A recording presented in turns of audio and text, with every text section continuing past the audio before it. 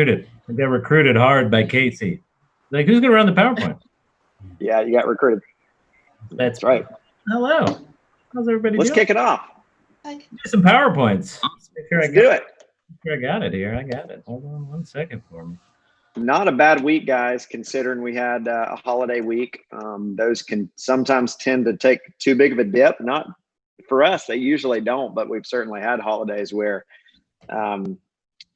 we kind of let the foot off the gas a little too much. But this was a great week, and I think you're getting ready to see that with the leaderboards. And from what I can tell, we're on to a monster this week, and I want to talk more about that with you guys in a little bit. So let's do it. All right. Clear as kind. Communicating vision with your team. And we have actually Brandon is out in a meeting right now. We've been in meetings the last couple of days. Good meetings, very good meetings. Guys, there are so many awesome things going on behind the scenes of this company right now. We said it on last week's big evolution part 2 call that it really does feel like the foundation, the start of our company. And man, we have just been able to share just a touch of some of the big things that are happening with the company. So this is a good one, good timing. Communicating vision with your team, clear as kind. We have Mike and Sarah Pappas on. We have Jacob Peterson, agency owners Beth Maddox, Phil Robertson, and Justin Bush. So let's get to the leaderboards, Doug. Absolutely. And announcements. It's a great lineup we got this week. Mm-hmm. All right, let's do it. Our top new writers for the week. I'm going to crank through these here. We got coming in at number 3. Oh, I need to move my screen out of the way. Hold on. Coming in at number 3.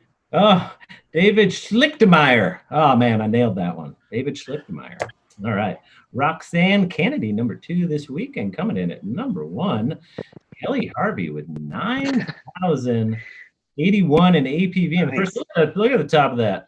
Some folks striving for that new Fast Start bonus we got, Casey. That's some big math. That's right. Big numbers, guys. If you're brand new on the call, these are the top 10 new riders for last week. And just simple math, because a lot of us just have to have simple math, myself included in that bunch. Just kind of, this is annualized premium, so just a good safe bet is just cut it in half. So if you got Kelly Harvey up there at number 1, great work with 9,000. If you get most of this commit rate kind of watered all down after the advance, call it half of that in money in the bank. Not a bad week, considered my first year as a plumber's assistant was $13,000 in annual income. So not a bad week there, Kelly. Keep that up. I still have confidence in you, Casey. You can get back to the plumber's game here. Don't worry. I'll get there one day. All right. Well, there we go. Top 10 producers for the week. I'll go through these. Forgot to update it. All right. Number 3 this week, LaTanya James with 21,230 nice. APV. Tanya. John Kim coming in at number 2 with 23,200. And number 1, the Sean's are on top this week. Yeah. $25,378 in APV. Congratulations, Ooh. Mr. Hogue. Awesome. Look at the pros. Look at the pros go. 11. We always got a log jam at the bottom, but let's see. Sean Hogue up, 3rd place on apps. 17. Corey Sizemore on 21. And Corey, nice. The refrigerator coming in on top with 24 apps. William Berry. Nice work. All right. Top Medicare SUP producers this week. Matthew McClain coming in with 2 apps for 3,600 in the TV. Nice. Top critical illness writers for the week. We have Richard Long. Number 2, Mike Cressy. And number 1, Lee Jedlika. Lee Jed coming in with 1,500 in critical illness. Top 5 disability income producers for the week. Number 3, Reuben Brown. Number 2, Richard Collinsworth. And number 1, Lionel Anderson. Top 5 IUL producers for the week. Number 3, Sean Hogue with 3 apps for 5,500. Number 2, Darren Stubbs back out there. Nice Nice to see your name on the leaderboards, Mr. Stubbs. 2 apps for 9,000 in APV, and number 1, Omar Diaz with 2 apps for 21,000 on the IUL. All right, top 5 annuity producers for the week. William Meyer, number 3. Scott Hartman, number 2. And number 1, Ish Martinez with 412 in face amount for annuities. Great week for annuities. All right, top 3 debt-free life producers. Number 3, Gina Sforza. Got to get that S in there. Number 2, Amanda Catran with just shy of 6,500 in APP. Gary Bender. That's about as close of an edge out as you can get there, Casey, on that one. Mm-hmm. $20. Beat Amanda by $20. Great week for everybody on debt-free life. A lot of good, exciting things we're working on in the background on that too. All right, top recruiting shops for the week are top 3 base shops. Ben and Amy Miller, George and Janet Matthews tied for 2nd place, and Jacob Pogue, number 1 with 11. Then we've got on the directs, Scott Mink with 27, Jacob Pogue with 41, Kevin Purdy with 48 recruits for the week. All right. Our top new writers week to date. Also, the same Ben and Amy with 8, George and Janet with 8, Jacob Pogue with 11. On the direct new writer side, we got Brad Smith with 5, Edward Pritchett with 7, and Kevin Purdy also on top of the writers leaderboard with 11 new writers for the week. All right, our top 10 key leaders week to date. Ish Martinez, number 3. Athen Poulis, number 2, with just over 21,000, and Latanya James, just edging them out. We got some tight races this week with 21-2 in APV for the week. Great job. Yeah, Doug, that's a good list of key leaders. We have a lot of new up and coming agency owners getting ready to pop here. I mean, agency owner. It's what I always remember kind of being in that phase. It was me and 3 or 4 other friends, and we were always just trying to hit 12.5 a week collectively. And I was always kind of, hey guys, I'll cover half of that. If you guys can collectively get the other half or more, we'll be in that agency owner territory. So, that's all it takes is a handful of team members and 12.5 a week. So look how many we have in the pipe that are doing well over what they need to be in that agency owner status to start with. So good stuff. For those that are new, agency owner, 50,000 submitted APV, 3 months in a row with 7 writers, you included. All right.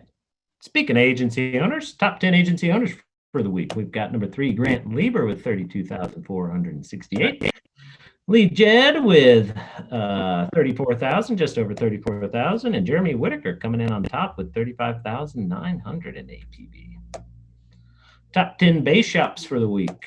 Got number 3, Sean Kim. Number 2, Zach Little. And number 1, Kishan Monteith with just shy of 40,000 in the base shop. Very nice. Very nice. All right. Top 10 agency directors. Number 3, Sean Kim. Number 2, Grifford Martin. And number 1 for the week, Larry Griffin. Whew. That one was not as close as the other one. Boom. Nice work, Larry. Nice work, Larry. Great week.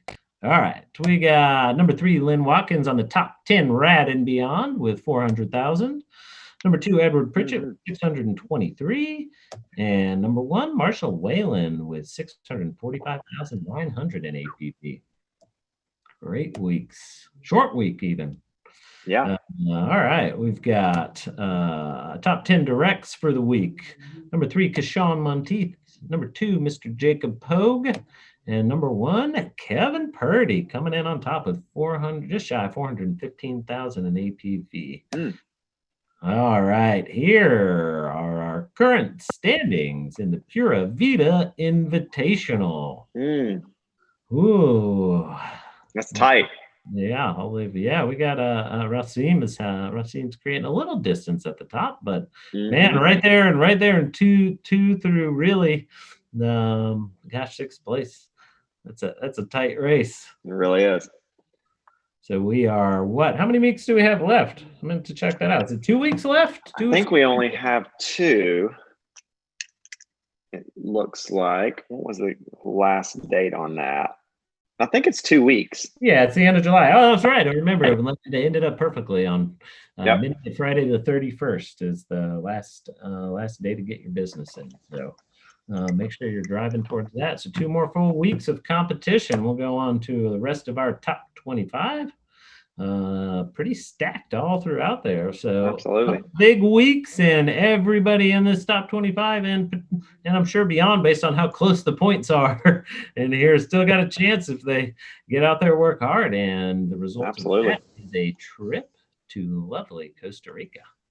That's right. The 4 Seasons. Looking forward to that trip. Hopefully all still goes well. Regardless, if we can't because of circumstances, because of COVID or whatever, we're going to make it up.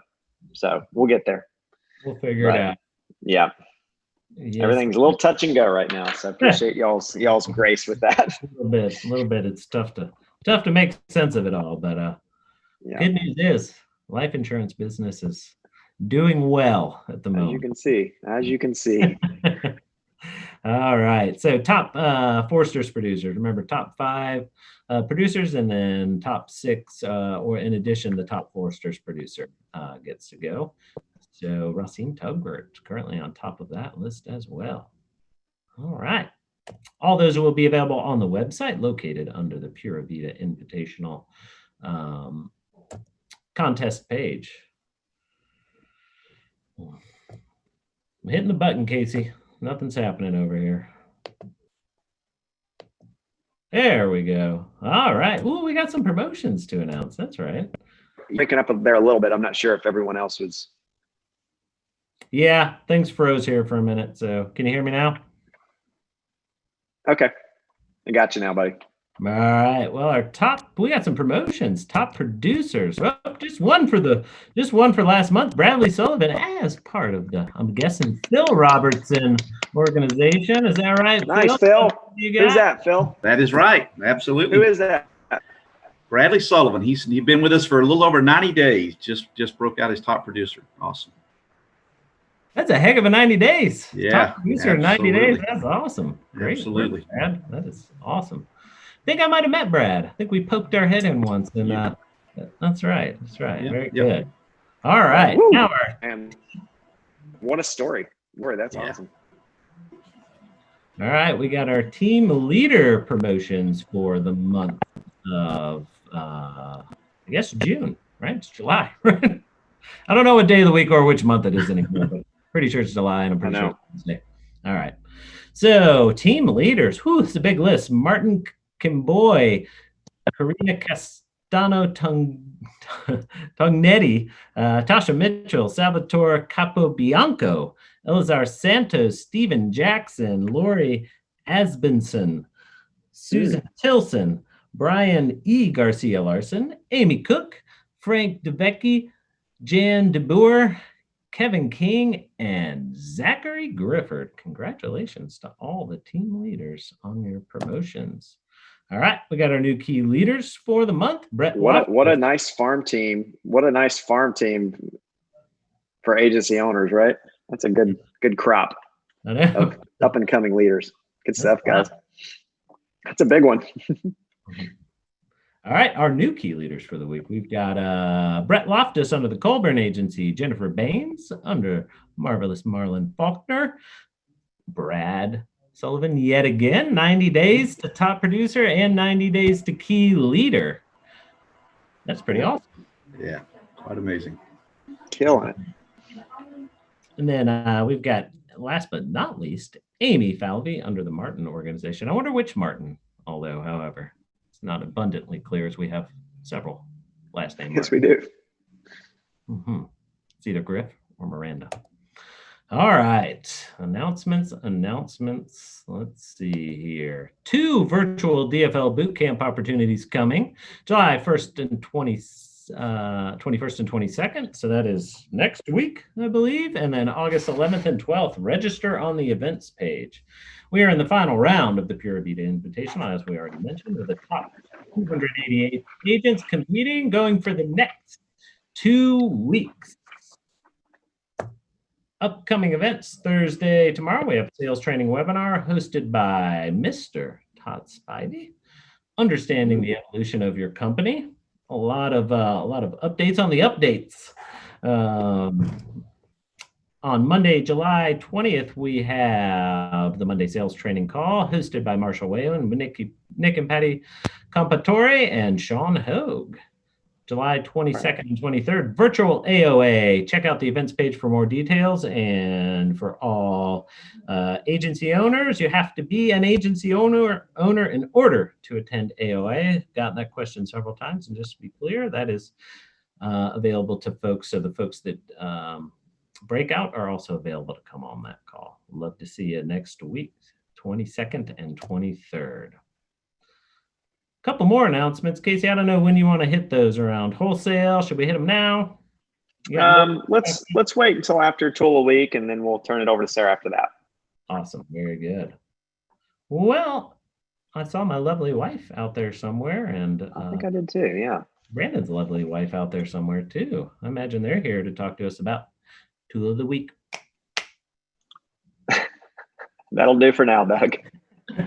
I'm just gonna keep doing it. I don't care what anybody else says. We'll get that jingle sooner or later. Hello everyone. It's Tool of the Week time. And really, Whit and I are going to mostly hand it over to Sarah Pappas, who's going to lead us in the tool this week. And Sarah, I'm going to be honest with you. I don't know what slide we're about to see here. So I know you're going to roll with it. And so we had, excuse me, I'm losing my voice. We had one scheduled, but there's supposed to be two, but we'll see how it goes. Ready for the big reveal? Is that what my job is? We're ready. We're ready to see what we're talking about. Yep. Ah, the wall of self-preservation. Hey, Doug, real quick. Oh, yeah. See if the next slide is another one. And then she'll know how to guide it. No, all right. So we're going to use this first slide, Sarah, to kind of break this tool down. All right, that totally works. That totally. Do you want me to run with it? Let's do it. I'll jump in when we feel like we want to. Sounds like a plan.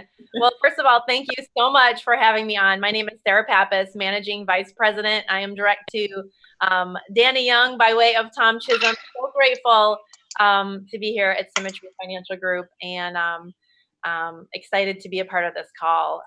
Even more excited when you called me to ask me to do the Tool of the Week, because this ties in so much with what we're going to be talking about in a little bit later. And if you look at the one that I'm used to looking at is actually the giant version, which the wall of self-preservation, which I will explain what the wall is, but it's actually the first part of what we call the influence model.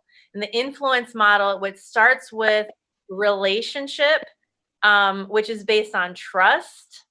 And that leads to influence. Okay, so you see here the wall of self-preservation. You see two people here. This is us. I mean, relationships matter. People come first. That's our number one. I'm getting a little echo here. I might put my headset on. So when you got two people in a relationship, if there's not trust established, there's going to be this wall of self-preservation. We're all looking to protect ourselves, right? And the questions that we typically tend to ask ourselves when we sense that there's a hesitation in the relationship, these are really good questions to ask, okay? We don't always naturally ask them of ourselves, but to be intentional to ask these questions: what am I afraid of losing? What am I trying to hide? And what am I trying to prove, and to whom?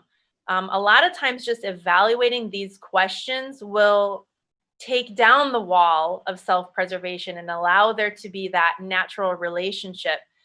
There's usually something that we're trying to protect within ourselves, or trying to hide, or trying to prove that really actually needs to come down. And when you look at the giant model and the influence model, it all boils down to trust. And influence is influenced by trust, right? Relationship, it's built on trust. And, you know, Mike Pappas has always said in our business, the speed of business is based on the speed of trust, right? So the faster you can move in your business is indicative of how much trust there is between the relationships. So I want to talk about that for a minute, because there's actually what we've learned through getting coaching through Giant is that there's actually 4 components to trust, and we call them the 4 C's. The 4 C's are character, chemistry, competency, and credibility. And when you have all 4 of them, that's where trust is running high.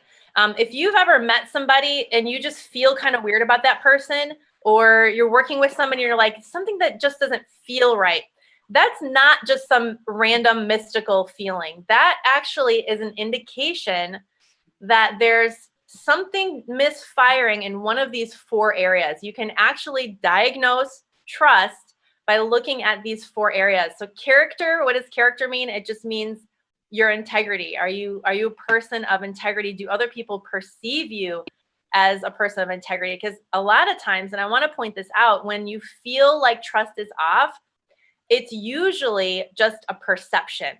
It's not based on a true lack of that area. It's based on a perception. So we've actually had hard conversations with our leaders and on our team about these 4 areas. It's recommended that you do an audit in these 4 areas and sit down with your leaders and say, hey, these are the 4 C's: character, chemistry. Is there chemistry between us? Is communication able to flow quickly and easily? And if not, what do we need to do to increase our chemistry with each other? Do we need more association with each other? Do we need to just go out and kick back and have a relaxed time with each other? Because that builds chemistry, right? The 3rd C is competency. How well are you at communicating the knowledge that you have? Do you know what you're supposed to know, right? Are you there at that level of competency that somebody can trust? And then the 4th C is credibility. And really credibility is the practical application of the other 3, to the practical ability to be able to solve real issues. So character, chemistry, competency, and credibility are the 4 ingredients, so to speak, to establishing trust. And when you have that trust, it builds the relationship, which builds the influence. Those walls of self-preservation come tumbling down, and you're able to accomplish a lot more as a team. That's so true. And another thing, this kind of just hit me as you were talking, is both of these two little people represented in this image. It can be you and another person. It can also be you and what's getting in the way to your highest self, right? And that we're all striving for. So even if people on the phone aren't leading a team right now, this is great work just to help elevate yourself to strive toward that highest self we're all striving towards every day. So just as you were talking, I can see the image both ways, between another person or that highest self we're always searching for. Yeah. And so many times what I think about a lot with this tool, so many times those 3 questions: what am I afraid of losing? What am I trying to hide? And what am I trying to prove? So many times, because that wall is up, we actually end up creating the situation, the thing we're afraid of losing.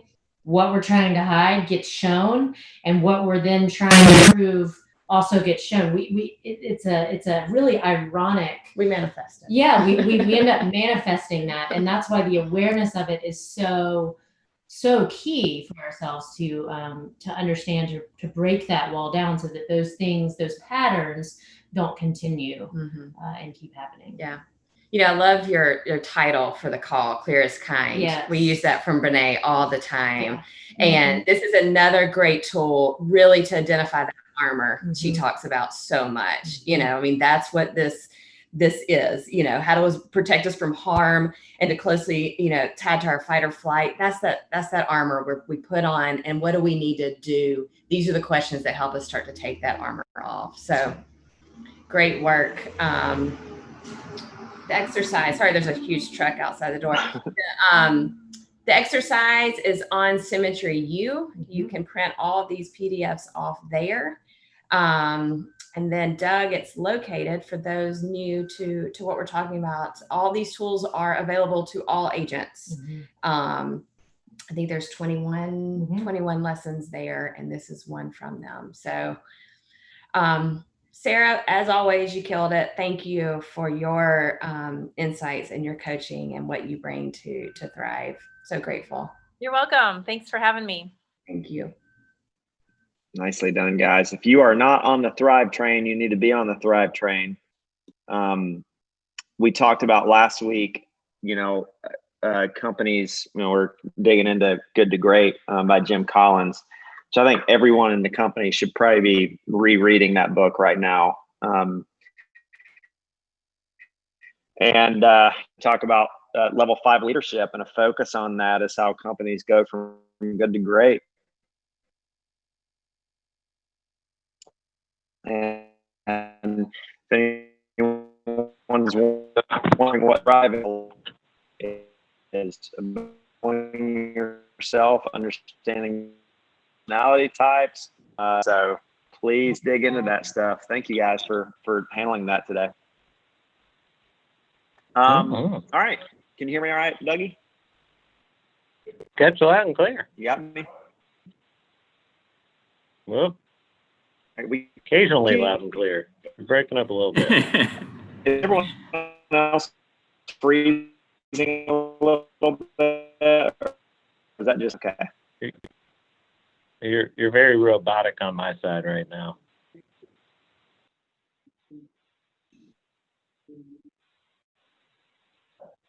All right, you got me now? Now we're rolling. Yeah, Meredith just texted me. My internet is struggling. I'm on the same internet as y'all, I think. So not sure what's going on. yeah. I put some special filters on yours just to make it more Thank you. Thank you. All right, do you have me now? Can you hear me though? We got you loud and clear. Buddy. All right, Spivey, you want to go spotlight? Absolutely. Let's do it.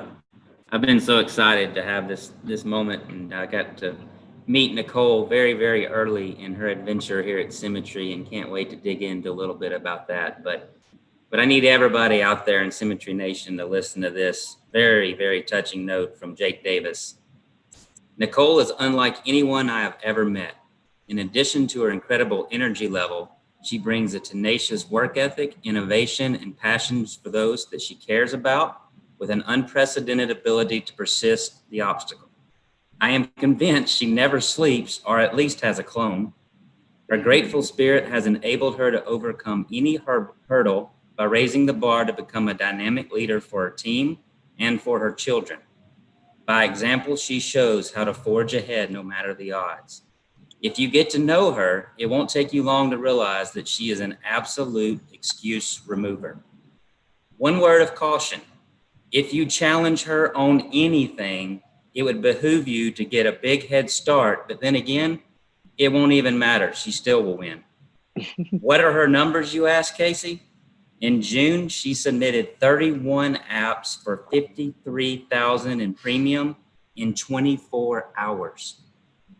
It's unbelievable, crazy. It is my privilege to write this introduction note to Nicole, one of the strongest, most talented women on my team, who is leading from the front and is a pleasure to work with. So I thought that was an awesome little background and introduction into my buddy Nicole. And so before we get into what everybody wants to know, how do you submit $51,000 in 24 hours? Nicole, why don't you tell us a little bit about you and how long you've been with Symmetry? Thanks, Todd. First, thank you, Casey, Brandon, and Brian, for making this even possible for me. I'm on Mars, and I wouldn't be here. I'm Nicole Fiasco, very proud to be direct to the incredible Jake Davis, Brian Delaney, and Edward Pritchett hierarchy. I've been with Symmetry. I wrote my first application on November 5th, 2019, one day before we met in Nashville. So that's where it all started. I had a couple businesses. I'm a single mom of 4 very large and incredible boys. One's 25, 24, 20, and now 16. And I used to tell my kids all the time, I'm doing this for you. You know, I'm going to work and I'm cranky and I'm miserable, but do you understand I'm doing this for you and for our family? And every day I would go to bed a failure, and every day I'd wake up broken because I could never show up the way I wanted to. I could get a career, I could get a great job, I could do anything, but it always was at the expense of my boys. Always. It was always time, and I never had it. And the phone would ring, and I remember my kid looked at me and he goes, you know, why don't you just pick up the phone and stop faking that you're actually watching a movie with us? Because this is just for show. And that's kind of how it started here. And then I found Symmetry, and I was getting my hair done, and I found Symmetry, and that preservation was really big for me. My trust level, I thought I was only as good as my last day. Like, however I showed up, awesome. I don't know if any of you guys know what it feels like to have a problem and know that it's so big that everybody will walk away. But when you're shining, everybody wants to be around you.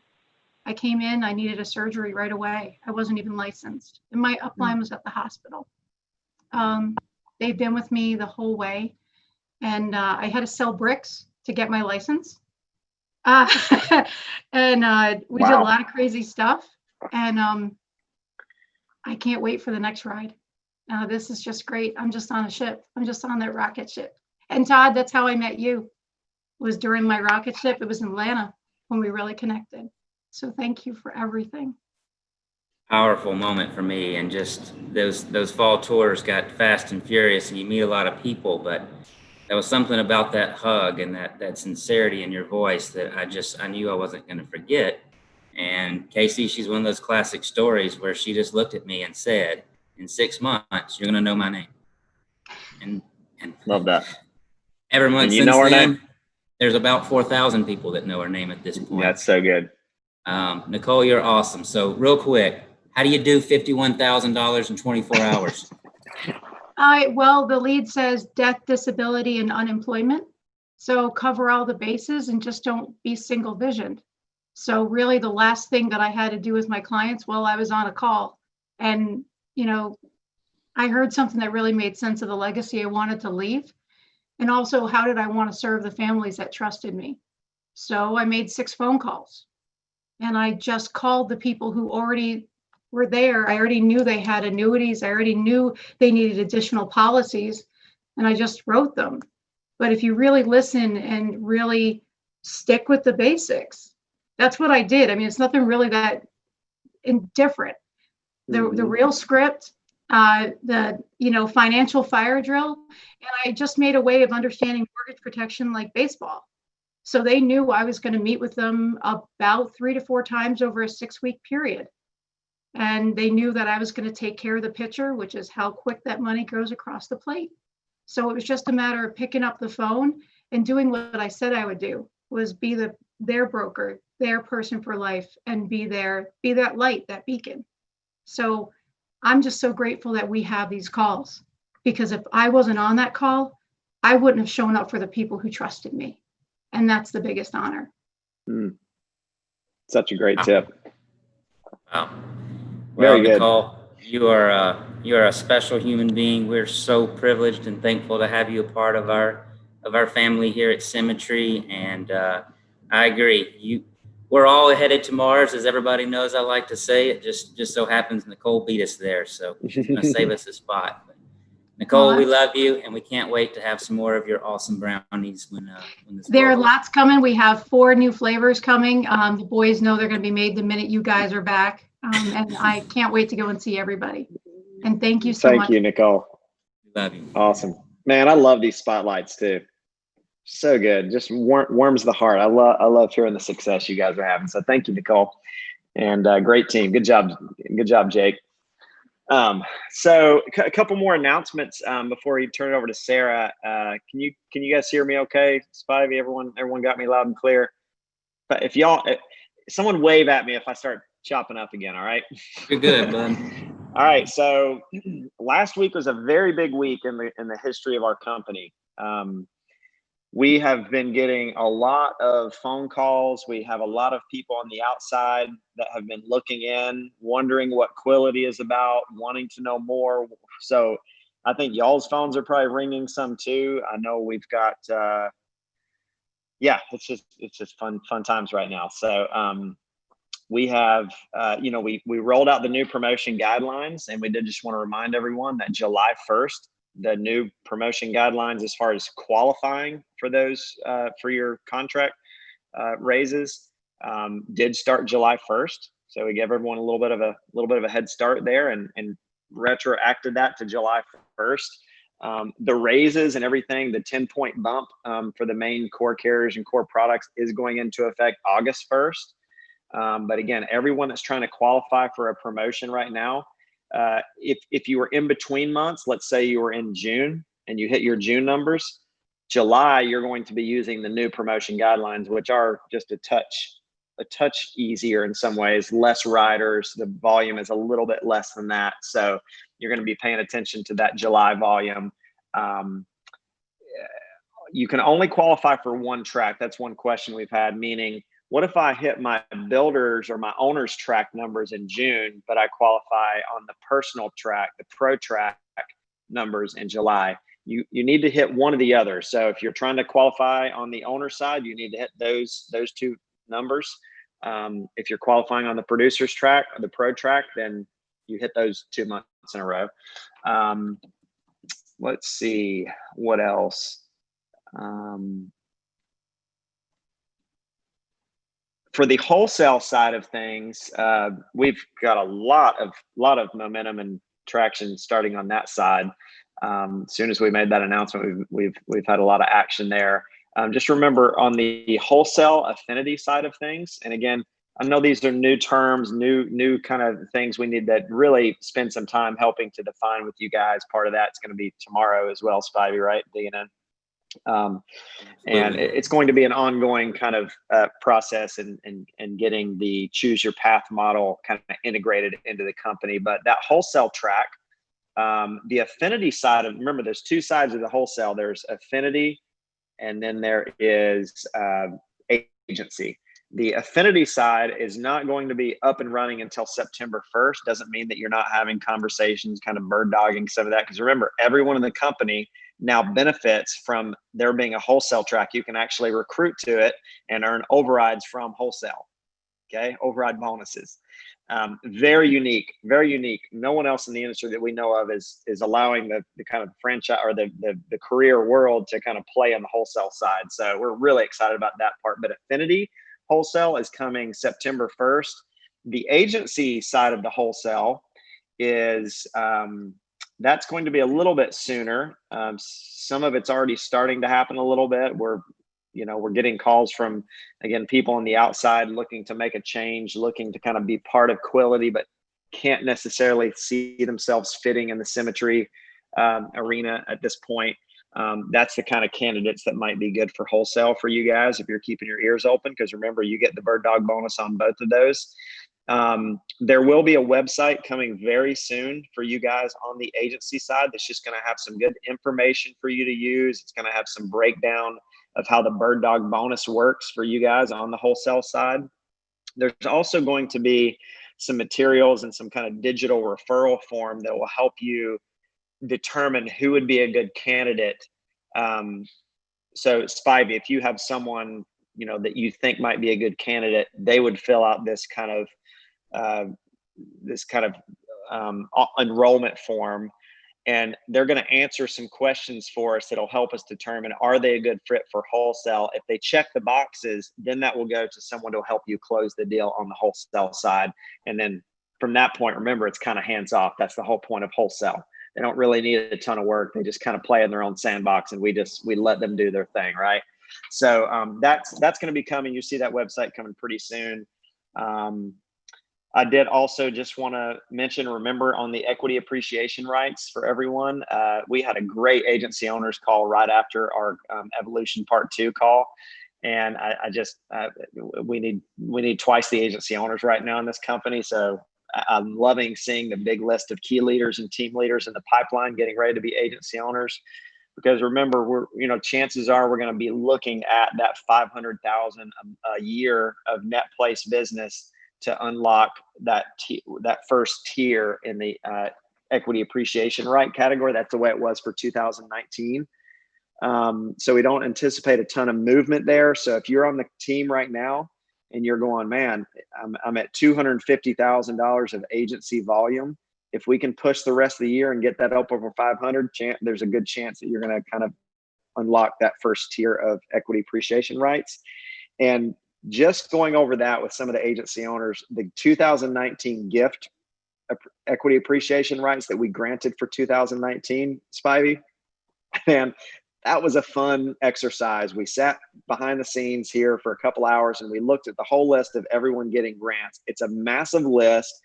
The bottom of that list, based on $1 billion valuation of our company at some sort of event, whether that be an IPO, which is you're seeing that pop out a lot of places in the company or in the market right now with Lemonade and Select Quote, Goosehead. I mean, there's a lot of comps that we're kind of looking at that are very similar to what we're dealing with.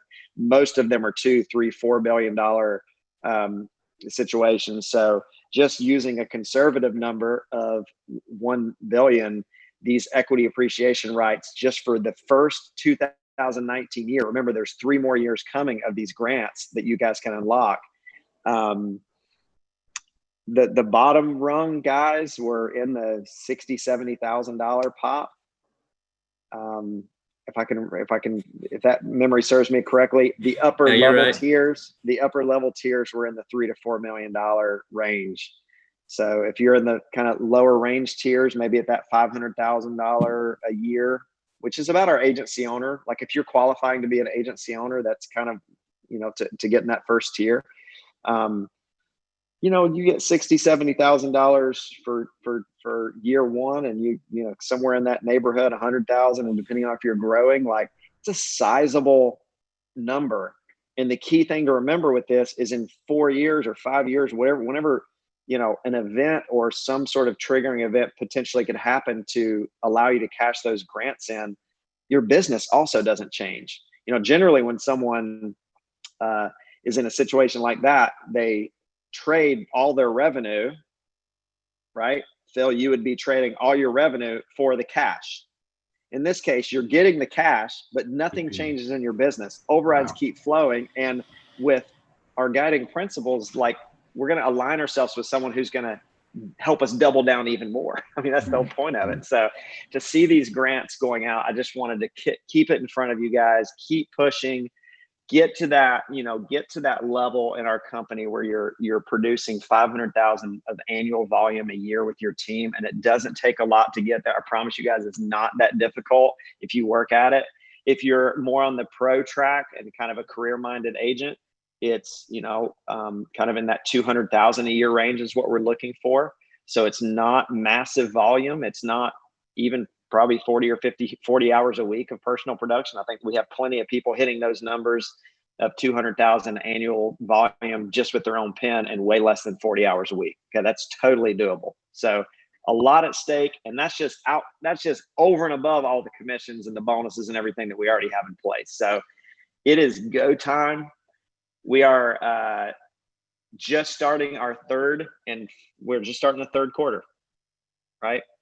And if you haven't look at your schedules and your calendars, notice how many Fridays there are in July. This is a 5-week turn-in. So no excuses if you're trying to hit that next promotion in July using the new promotion guidelines. It's a 5-week turn-in. What's coming to my mind right now with the evolution part 1 and part 2 that we've rolled out, with some of the other things going on behind the scenes, is momentum. And even just looking at the numbers so far for this week, I think we're getting ready to go through a massive momentum phase in this company like we've never went through. And we can lean into that and create even more of that together. And so if everyone can just think about two boxes for a second, everyone on this call, if we can fill 2 boxes, and the 2 boxes are how many appointments am I going to run in a week with my clients, and how many good conversations am I going to have on the building and agency front? Okay. So 2 boxes.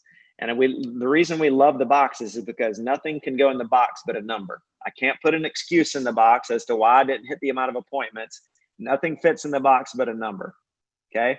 So in the first box, I want everyone to write down 15. 15. At a very minimum, if we can run 15 appointments individually a week, and that's where the money is. Everything over 12 for me when I was in the field, that's where the profit was. That's where the profit lives. All right. But if we can set our mark at a minimum of filling that first box up with 15, I'm trying to get us all rallied around the idea of this, the big mo, the big momentum, right? I think that should be the word for the rest of the phrase for the rest of the year, big mo. Because there's some magic in momentum. If you've never experienced this energy in a business before, in your own team, jump on the bandwagon. And you do it sometimes with just a little bit of extra work with the team. So that's why I want to shoot for 15 appointments. And then I want 20 in the other box. I want to have 15 appointments a week at a very minimum. If we can do more, do more. And I want to have 20 quality conversations with people. 20 quality, you can call them interview, you can call it show the plan, whatever you want to call it. But I wanted to always have a minimum of 20 good conversations with a Jacob Peterson, as an example, who Jacob maybe he's seen the website, he's looking, not necessarily maybe for full-time, maybe he's even just looking for part-time, but I'm looking for someone who is looking and someone who has an understanding of what we do. They're a little bit filled in. And so I want 20 of those conversations. Guys, if you can hit these 2 boxes every single week, 15 appointments, 20 high-level conversations, and you can stand on your head for 90 days and do that, you pop up in 90 days, I promise you, you will be well on your way to agency owner or hire. I've never seen anyone fill these 2 boxes like this and get less of a result from a minimum of, again, 50,000 on a monthly basis. If you want to know, how do I qualify for that equity appreciation right? Fill those 2 boxes. All right. And lean into it. I firmly believe everyone on this call has the ability to fill those 2 boxes. Okay. And if you're going, well, I'm brand new, I'm not sure. Guys, remember, what you lack in skill, you can make up for an activity here. Maybe it takes you twice the amount of conversations to get 15 appointments as it does in Nicole. Well, how much time you got? Is it worth it? I guarantee everyone on this screen right here would say it is. So 15 in the first box, 20 in the second. And let's rally around that. You guys, all the leadership in the company, take that down to the team, and let's get that in the watering stream, because I'm trying to line up everything going behind the scenes and everything going out there with you guys out in the field. If we can kind of put both of the energies together, we're getting ready for some big stuff. All right. I think that's all I wanted to hit with you guys today. Sarah, certainly appreciate you jumping on with your team today and helping us. Can't think of a better person to do that with everything awesome we have going on. How long have you been with us now, Sarah and Mike? Hey, Mike. Awesome. Well, thanks for having us on, Casey. We are Sarah and Mike Pappas. We are Direct to Symmetry Financial Group by way of Tom Chisholm and Danny Young, and forever grateful that they brought us to Symmetry in November of 2013, Casey. Yeah. Okay, that's right. I remember we were at you guys came into like one of our first leadership meetings, right? In the home office here in Swannanoa. I was invited to a key leaders meeting after having been here for about 2 weeks. And I thought this was an awesome way to figure out who I was working with, right? Mm-hmm. Meet the owners and the leaders of the company. And so got some childcare, drove 5 hours to Asheville. Soon as I met you, Casey, I knew that there was immediate chemistry. Same with Brandon. And I sat in the back of the room, and it was at the home office. There was probably maybe 60 people max in that room. Company was like 4 years old. And I can remember being in the back of that room and listening to Edward Pritchett and all the leaders that were coming up there, and just saying like, wow, these are the types of people that I want to be in business with. And I can remember texting Mike from the back of that room saying, Mike, I found it. Like, I found what we've been looking for our whole lives. Like, I found the people that we are going to grow old with. And you got to get that ticket to conference. I mean, that was basically like the conversation. Yeah. I'm like, this is it. And so it's been an amazing journey, Casey. We are so grateful to be here. Well, we are so grateful to have both of you guys. Mike, you know, and I'm not sure if you're going to get into your story, but Mike, you were with the Dave Ramsey Corporation, right? Correct. Kind of higher up in that organization. And what both of you, I think we knew pretty immediately that wasn't going to last too long, that you were going to hopefully be with us soon. And that was a great phone call when we heard from you that you were going to transition over to Symmetry with Sarah, and you guys have made such an impact on the entire company from your volume, from what you've been able to do here from a production standpoint. Which right now, what are you guys averaging on a monthly basis? Subnet with the whole team. We're somewhere between 300 and 350 right now. On a monthly basis. Yes. Yeah. So I mean, guys, there's people that work for 30 years without coming anywhere close to that volume. That's a big number, and what you guys have been able to do in a fairly short amount of time with us is awesome. But outside of just your leadership with your production, your leadership, as you guys kind of just witnessed with the Thrive Tool of the Week, and you just kind of run with the torch. You carry the torch for the company, and others want to follow that. It's such a great example for the company and our culture. So we're just going to be forever indebted to you guys and what you brought to the table with us. So really excited to dig in with you guys. Out of the fast track, all the goodies that have been rolled out over the last couple months, what's the consensus on the team as far as the fast track bonus? Are we starting to hear some energy around that? The equity appreciation rights, the new promotion guidelines. What's the word on the street right now? How's everything feeling?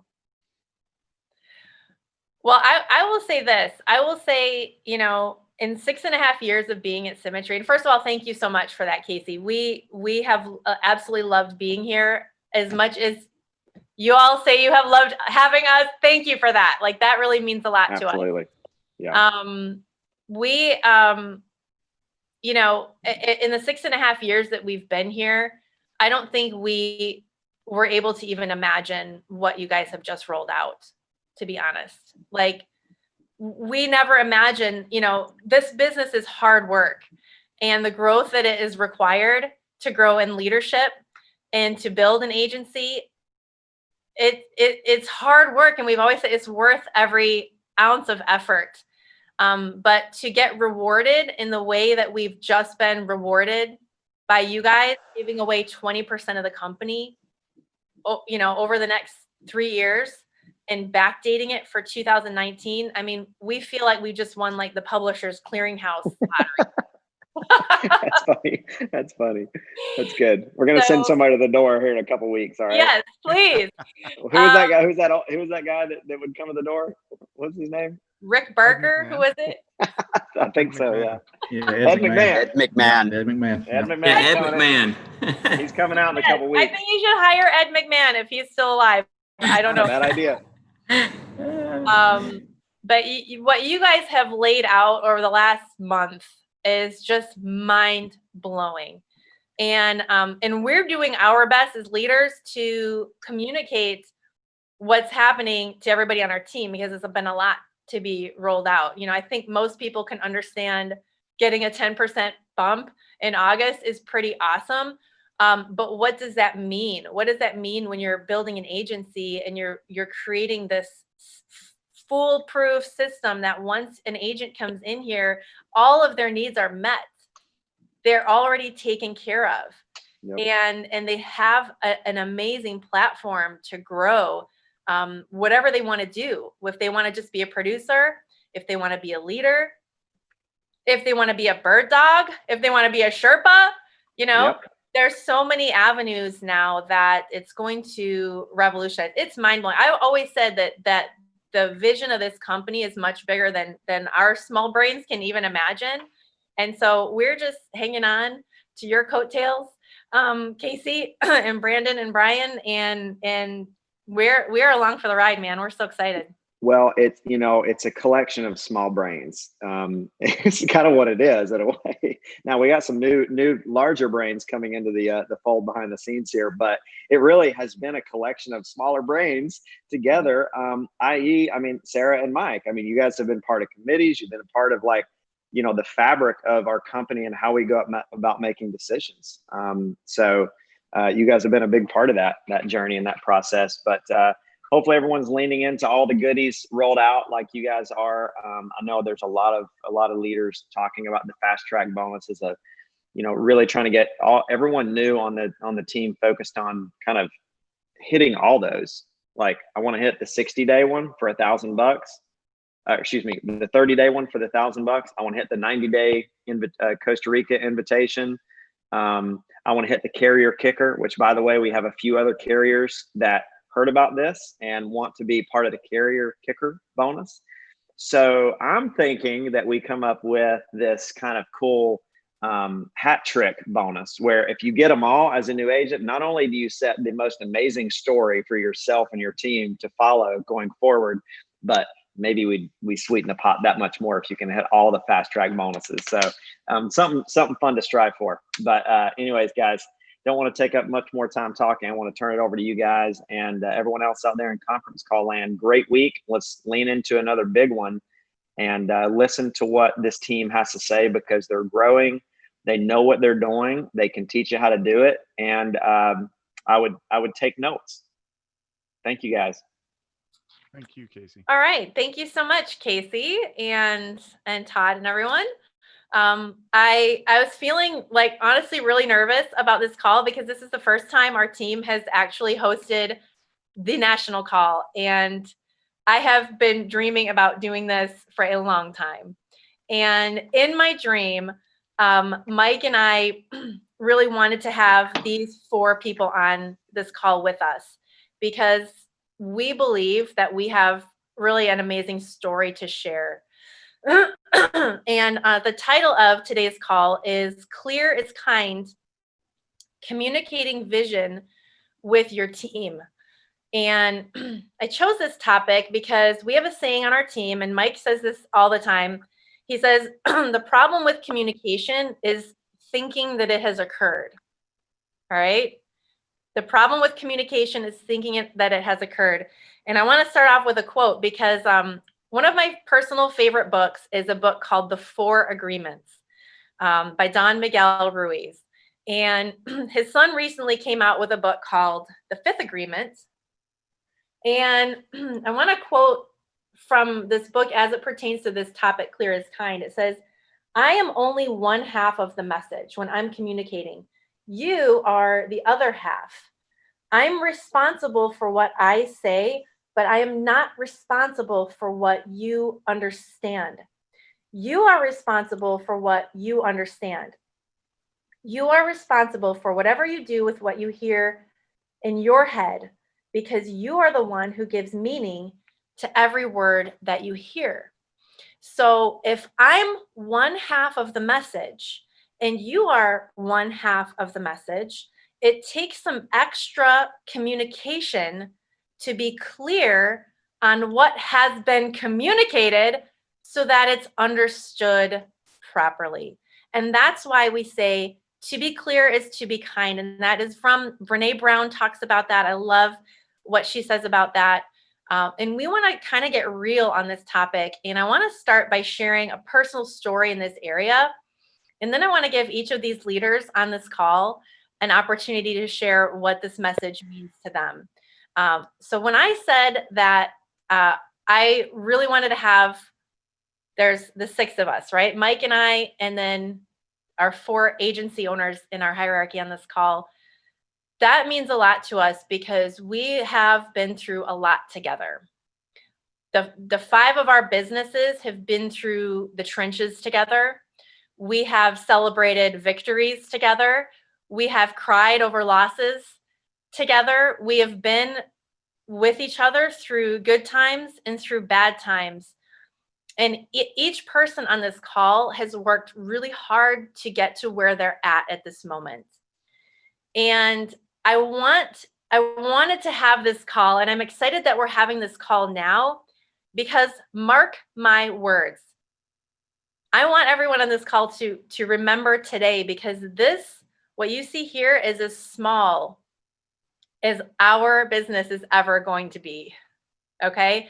Because each one of these leaders is growing in such a solid and consistent and fast way that 6 months from now, there's not going to be 5 agency owner businesses represented in our hierarchy. There's going to be 8. Then there's going to be 10. And then there's going to be more, and so on and so on. So we are going to continue to multiply. And this core group of leaders that you see here, they've really pushed through a lot of barriers and paved the way to make it easier for the rest of the agency owners to grow and to come onto this team and to use this system to change people's lives. And so the story that I want to share, it starts 2 years ago. And this story is about Mike and I growing our team, actually, from a 6-month time period from the 100% contract to the 110% contract. I think we're probably the only agency in all of Symmetry that did those 2 back-to-back levels of growth within a 6-month time period. During our run to 105, Justin Bush broke out as an agency owner. And then we began right after our run to 105, we rolled right into our run to 110. And during those 3 months of building and growing and recruiting and getting new agents onboarded and new writers, it was a really intense time, as you could probably imagine. Mike and I made a conscientious decision that we were going to go out of balance in order to hit a really big goal. And we did. We went completely out of balance. We were up at 6 o'clock in the morning, working till midnight, pretty much 6-7 days a week. During our run to 110, I flew out all across the nation to run personal business so that I could contribute my part into submitting the APV that was needed. Phil Robertson broke out as an agency owner during that time period. During our agency or our run to 110, Mike's dad actually passed away, and he took about a week off. But then after that week, it was kind of like, well, I'm going to have to compartmentalize and kind of deal with this later. Well, also, go ahead, Sarah, Mike. I don't want to speak for you. You go ahead. Yeah, it wasn't compartmentalizing it. It was, I was faced with a choice. And when we all, we don't control what happens to us. We control how we respond. And when my dad passed away, I remembered thinking I have two choices. Like, I can, lay back and lean on that and grieve, and it's totally healthy and nothing wrong with that. I was like, and then I asked myself, and I said, what would my dad be proud of? Would he want me stopping to grieve? Not to grieve, because grieving is healthy, but would he want me stopping the momentum, stopping pouring into our leaders, pouring into our team? Or would he find pride looking down, seeing Sarah and I coming together, this team coming together, and achieving something greater than any one of us individually? And for me, it was one of those where it became, rather than an excuse to quit, it became a motivation to not just proceed, but to execute, to run through the target. Thanks for sharing that, Mike. And execute you did, because one of the incentives that we kind of put out there for our team to all be on the same page, working really hard to achieve this goal was we planned, and I would say, when I say we, I say most of it was Mike, planned a leadership retreat for at the end of our 3-month goal called Journey to Freedom. And we were going to have this leadership retreat whether we achieved our goal or not. But we wanted to get all of our leaders together to pour into them and to spend some time together, because we knew everybody was working together to do something much bigger than themselves, right? So we put together a leadership retreat. We did hit our goal. We had an amazing leadership retreat. As kind of a celebration, we took our agency owners on a cruise. We got to spend some time having fun and celebrating on a cruise ship with our agency owners. And when we came back from the cruise, Mike and I took our family on a 2-week vacation. So when we got back from our 3-week vacation, we had lost all momentum on our team. I mean, our team went to like a standstill. We worked so hard for 3 months, and then 3 months more, 6 months, and we had this big event, and then we celebrated, and then we took some time off, and we lost all the momentum that we had had previously. And then to make matters worse, when we got back from our vacation, let's just face it, guys, Mike and I were tired. All right. Not only were we tired, but I was exhausted. And I was literally on the verge of burnout, okay? Because I had gone so far out of balance that when I got there, I was burnt. I was almost burned out. Now being in burnout is a really dangerous place to be, but being almost in burnout is almost as dangerous, right? And it takes a lot of intentional effort to get yourself out of that. And I knew that maybe I had lost my passion for a minute, but I knew that it was still down there, deep down inside. I just didn't know when it was going to come back. And I was really tired. I mean, there were days when I didn't want to get out of bed. I just was tired. And instead of sharing this, and this is where the clear is kind comes in, instead of sharing this with our leaders and telling them how exhausted we were, we basically just said, guys, you're on your own. Yeah, Mike, deuces. Like, you're kicked out of the nest. You guys are agency owners, go. And that was not clear, and it was definitely not kind. And 4 months later, it took me 4 months to get my energy back, to find my passion. And when I came up out of that 4-month slump, I came up, I popped my head up, and I looked around, and I realized our team, they were mad at us. They were not happy with the way things were going and our lack of communication, our lack of clarity. Okay.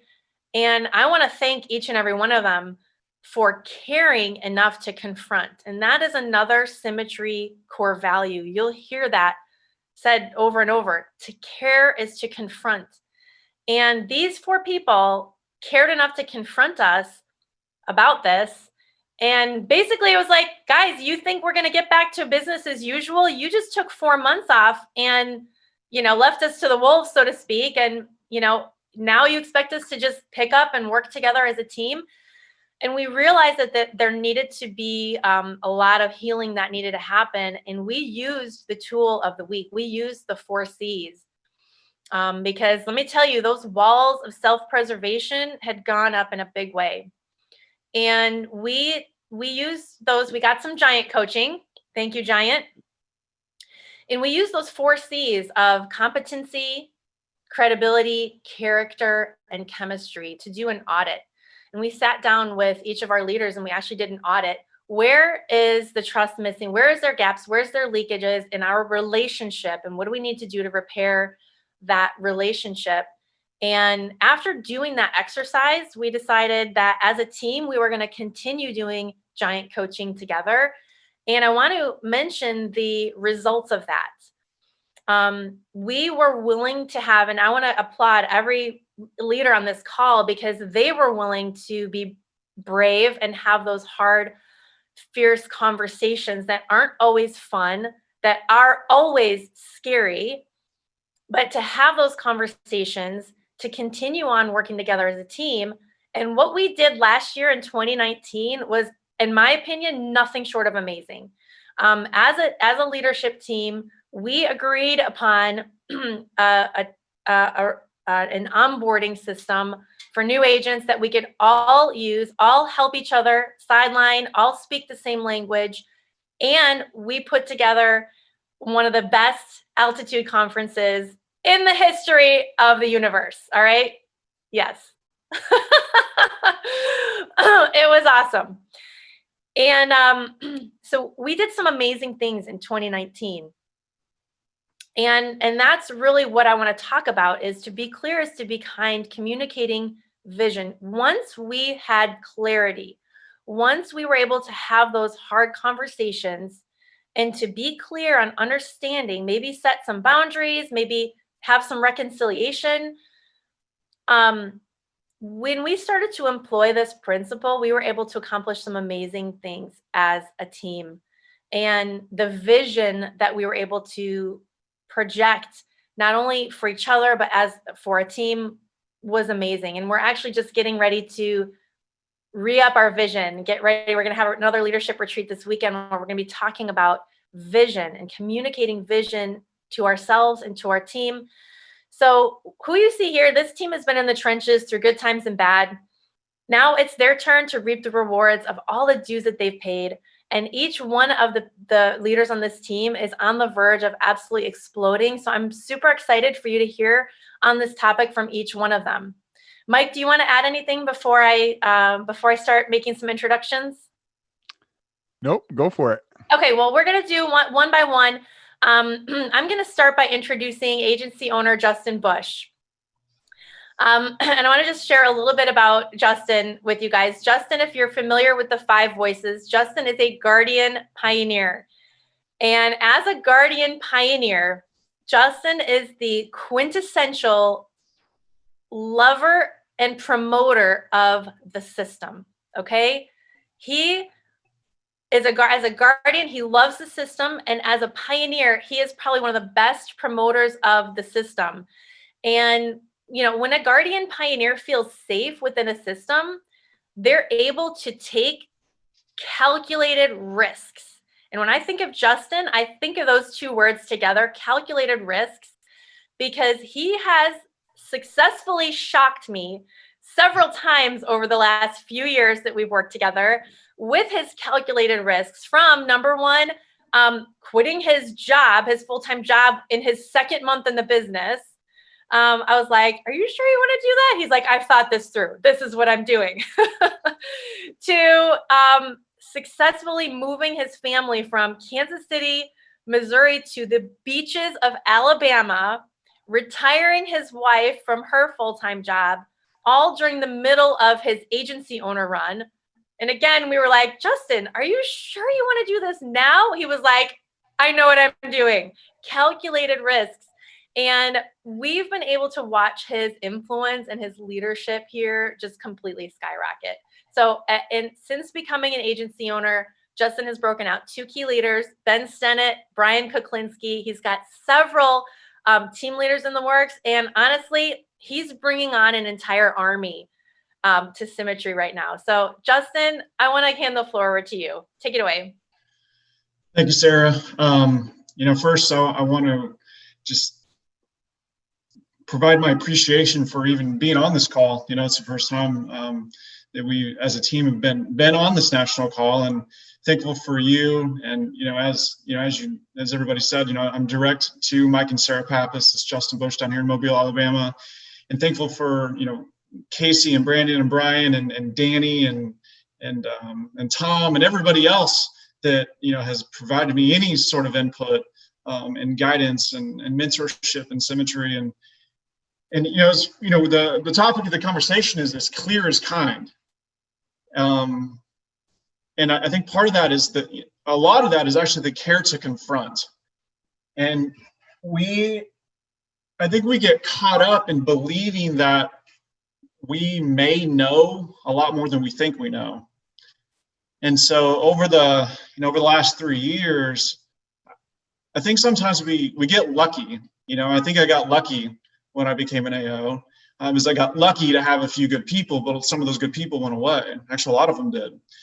And so now I'm really thankful for the leaders that I have in my organization. I have Ben Stennett, I have Brian, and I have Joe, and I have a lot of up and coming leaders like Linan and Trevor and Ava and Kyle, and they don't even know that they're leaders yet, but they are. They're coming up. And unfortunately, I can't even say all the names because we've had 24 licensed people or going into license just in the last 2 weeks. And the one thing that we got away from that we should have done is we didn't track a lot of those numbers over the last couple of years, and we averaged 3 in the last year and a half, which is a big problem. We didn't track those things because I didn't listen to the people around me. You have to listen to the people below you, above you, beside you. I mean, you have to listen to those people because they know more than we do. Like I'm not the smartest man here. You're not the smartest woman here. None of us are the smartest person here. That's what we surround ourselves by, smarter people, or just, we have to listen to everybody around us to get to where we want to go, so we can also help those people get to where they want to go. And when I started listening to the people around me, we immediately, I can't even say triple our recruiting. Like we went from 20 ads to 100. We started doing 20 interviews to 100 interviews. And it's not because we're trying to not give our people time, because we need more people to help them get to where they want to go. I feel like my first 3 years was practice for what I'm doing right now. I practiced for the first 3 years to do what I'm doing right now, so I can let my leaders train me. My leaders are training me right now because I have to continue to grow. So the other part of that too is that if you don't have good people around you, I almost felt like I was on an island by myself. So now I'm on an island with a whole bunch of great people that are helping me grow even more. I'm being stretched every day because of the amazing people that I have around me. And again, it's not just my team. It's Bill and Jacob and Sarah and Mike and Danny and Beth. I reach out to all of these people all the time because I have questions, because I need to get better to help my people get better. Now, the other thing that I started to do is I started having a weekly mastermind with my leaders, so that way they can continue to teach me. And when I started doing that, that's when my agency started getting better. And it's just tracking things that they needed to point out to me because I wasn't seeing it. Now, as a guardian, again, I don't like change. So I'd have to listen to these things. I have to process it. And I'm like, okay, are you sure about this? Like, oh, no. Like change just freaks me out. But then, if you listen to people around you, you can start to see your deficiencies, or you can see the things that you might be guarded from. But if you listen to your battle buddy or your running buddy, the things that you may feel are the right thing, somebody can speak into you in a different way, which you can pivot and you can start going a different direction. So the last part of that is the development of you and your brain.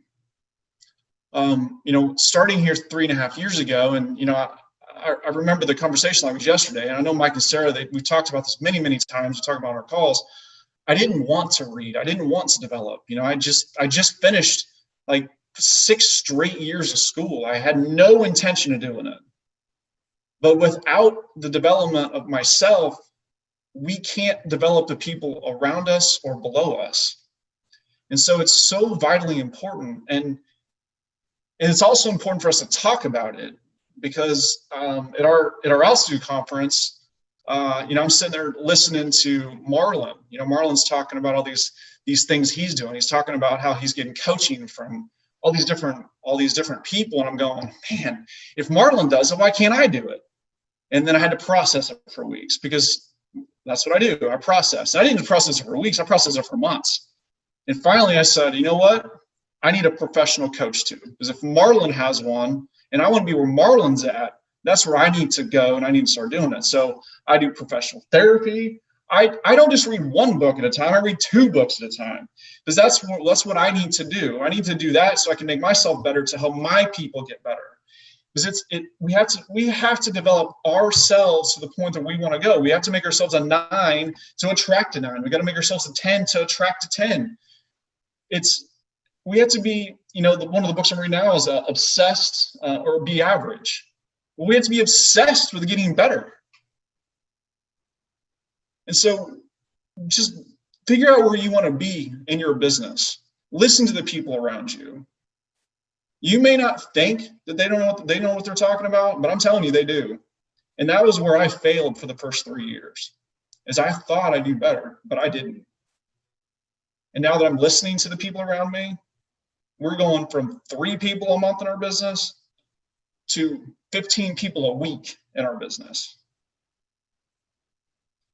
So, Sarah, I'll turn it back over to you. Thank you so much, Justin. Super, super excited about what's happening in your business, and appreciate your vulnerability in sharing with us today. Awesome. You're an awesome leader, man. Excited for you. All right, I'm going to bring on my good friend, Jacob Peterson, Agency Director, Jacob Peterson. Now, Jacob, I believe you are a nurturer, guardian, pioneer. Is that your voice order? That's what I have. That's what I have. Okay. Yeah, that's right. That's right. Yeah. All right. So guys, when I met Jacob Peterson in the fall of 2016, we're going on 4 years, my friend.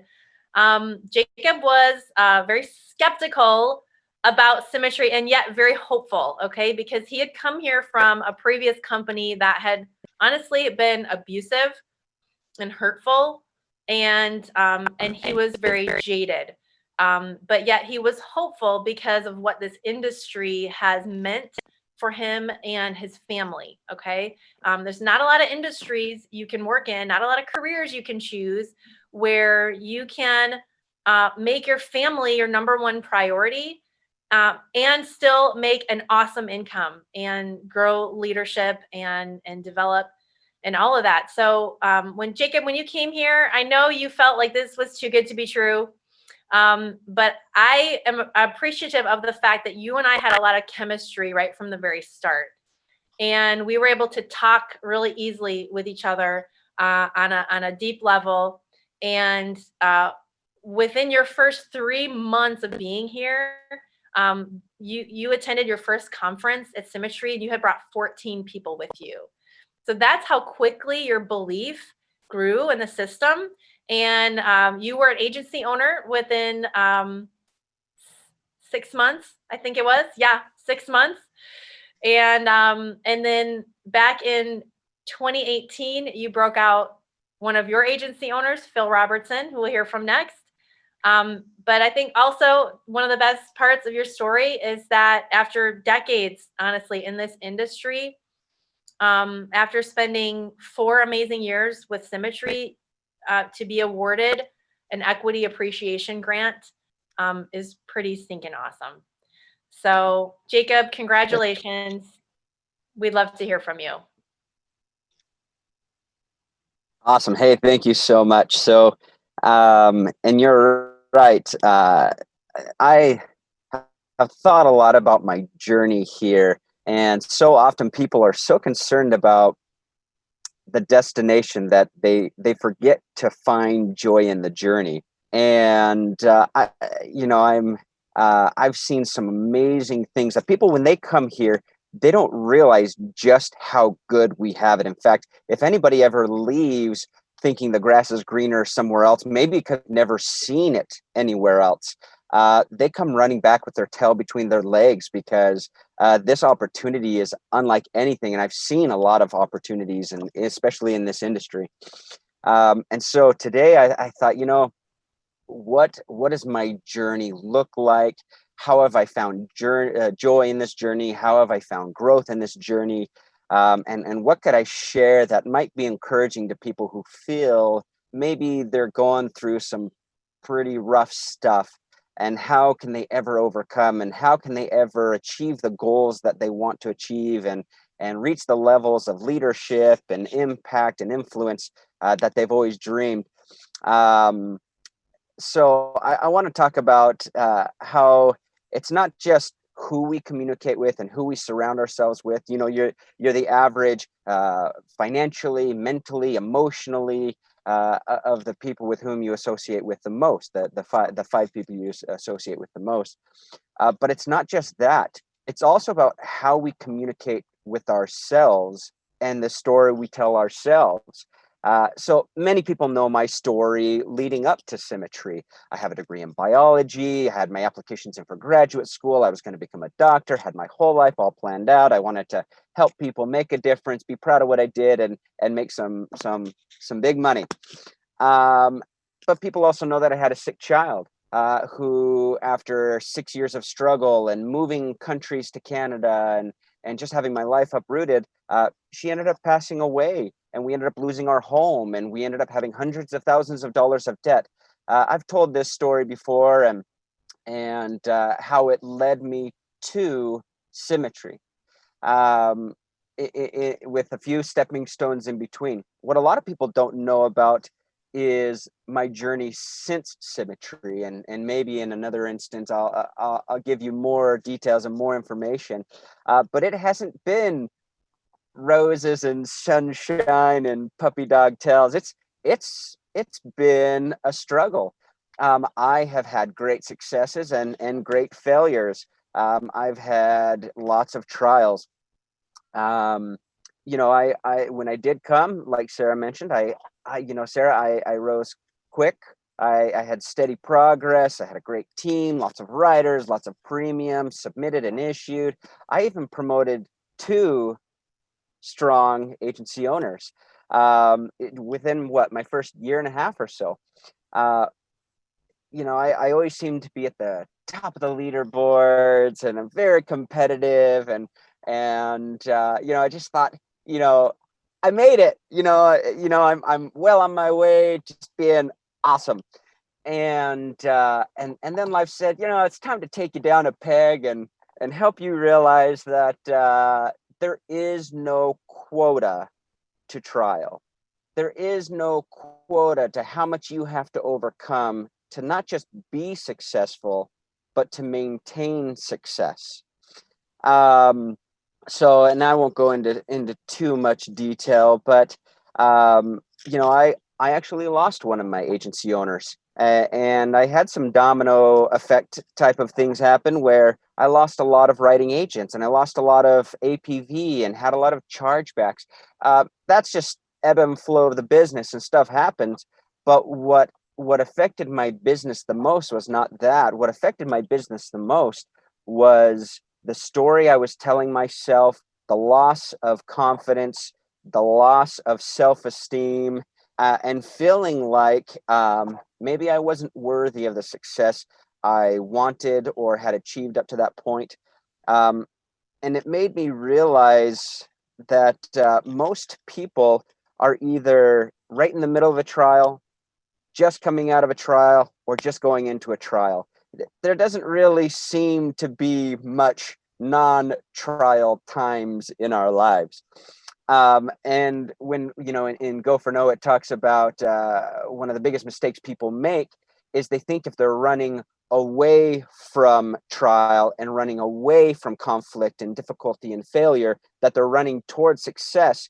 And anybody who's had success can tell you it's the exact opposite. You have to go through those things. C.S. Lewis actually wrote, you find out the strength of a wind, and I'm going to add in, and yourself, by trying to walk against that wind, not lying down against it and giving in and giving up.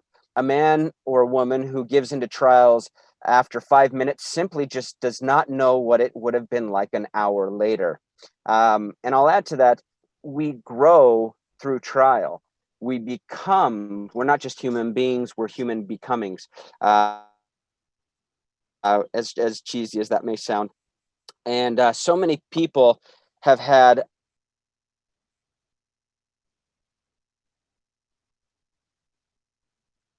Did he freeze for everyone else? Yes, he did. See if he comes back.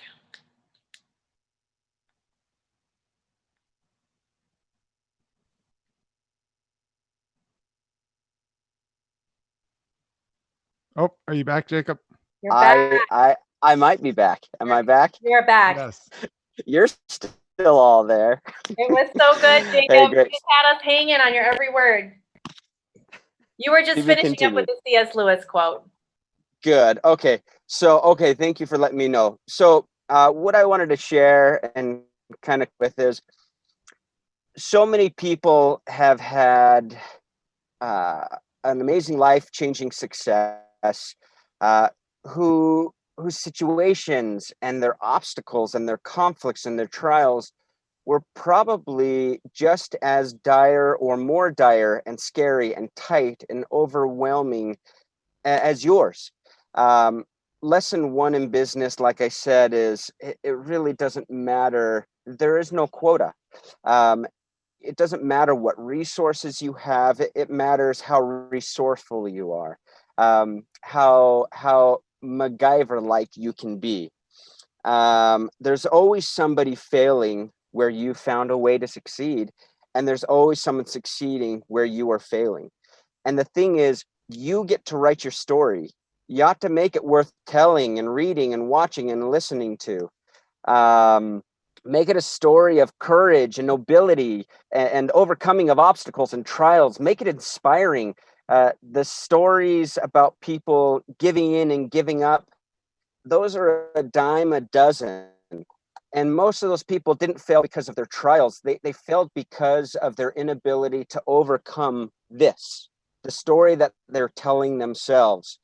What an awful story it would be if your kids were sitting around the fire one night or in the living room together having a family meeting and saying, grandpa's story was this or grandma's story was that.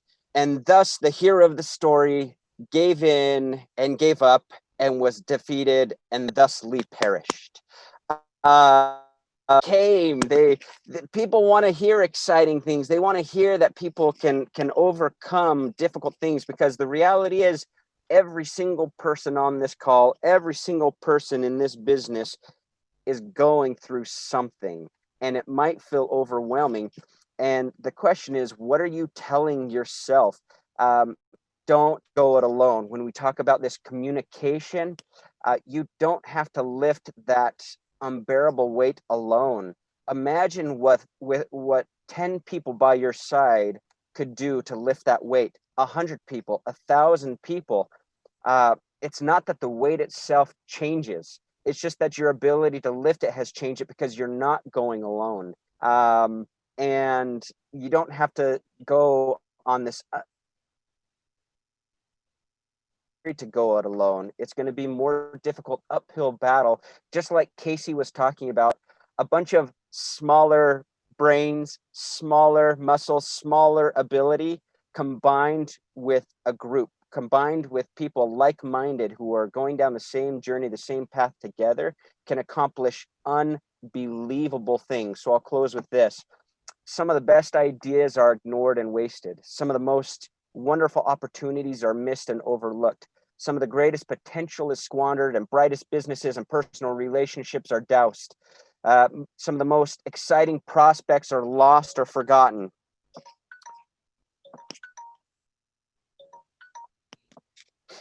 Some of the highest potential goes unreached. Some of the closest and greatest kingdoms and empires and businesses and economies and bonds and marriages and families and friendships and relationships are broken apart. And why does this happen? Why is it that some of the most seemingly lackluster, mediocre business ideas and leaders and marketing strategies and relationships can learn and grow and eventually thrive and surpass the otherwise seemingly superior counterparts who by all rights should have been the ones on top? I believe there's a lot of factors such as work ethic and stick-to-itiveness and grit and determination. There may even be a little bit of luck and chance and circumstance involved, but I believe what it really boils down to is the more foundational question the one incremental attribute, and that is cohesive, positive, unifying communication with other leaders and with yourself, with a common vision and goal towards greatness, and never giving in and being overcome by the story we tell ourselves. It doesn't matter what happens to us, it matters how we respond to what happens to us. And that's what I wanted to share with you today. Sorry I cut out there. No, that was great. Thank you so much, Jacob. We appreciate that message from you, because you are a fighter, you're a survivor, and that's an important message to share with everyone on this call. So I want to thank you for that. All right, our next guest that we're going to have on is agency owner Phil Robertson. Phil, your voice order pioneer guardian. Yes. Right on. That's right. That's right. I gotta say, I love having that guardian like up towards the top, man. It's so cool. So Phil, you came here from a previous IMO a couple of years ago, fall of 2017. Yeah. Right. And you're going to be year 3 here this year. And you know, the previous company that you were with was a lot of hype, not a lot of actual real results. And so I remember when you came here and your very first month, you wrote $20,000 in personal production. Mm-hmm. And I think it was just so you could prove the system. I think mainly for yourself, but also because you knew that if this was real, that there was a whole bunch of other people out there that needed this opportunity. And you have done nothing short of looking for, finding, and bringing those people in here, starting with your key leaders, Bobby and Sheila Shine. You went out and prospected and found brand new key leader. Congratulations to you, Brad Sullivan. Yes. Just awesome stuff that's happening in your agency. You became an agency owner within 10 months. You're flying up the levels of leadership. It's been an awesome pleasure to work with you and grow with you over the last few years, Phil. So I'm going to give you the floor.